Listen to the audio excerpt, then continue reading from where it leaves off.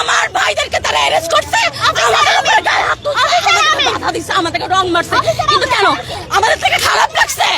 আমরা অনেক কষ্টে জুলাই করছি, আমরা অনেক কষ্টে, আমরা রক্ত দিয়ে করছি, রক্ত দিয়ে বাধা করছি, আমাদের খারাপ লাগছে।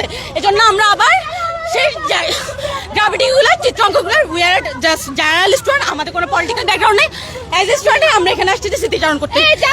130 ধারা জারি করছে আজকে মেট্রোপলিটন কমিশন, কিন্তু তাদের ধারা অনুযায়ী কথা বলছে, ওনারা ছেড়ে দিচ্ছে।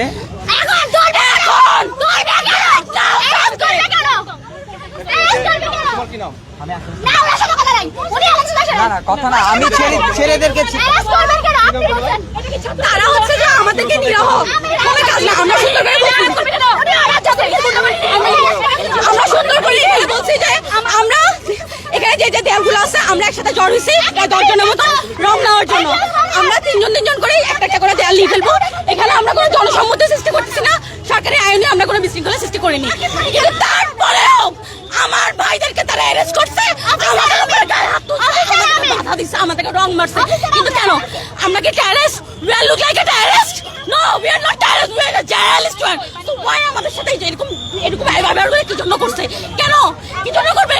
কই ছাত্রলীগ যখন এখানে এসে মিছিল করে, মিডিল করে, কই তখন যে আমি কোনো প্রশাসন দেখতে পারি না, তখন কোনো পুলিশ বাহিনী, কোনো আর্মি, কোনো ব্যাটালিয়ন থাকে না, তখন তাদেরকে শান্তিপূর্ণভাবে তারা আন্দোলন, তারা মিছিল করে যায়। একটু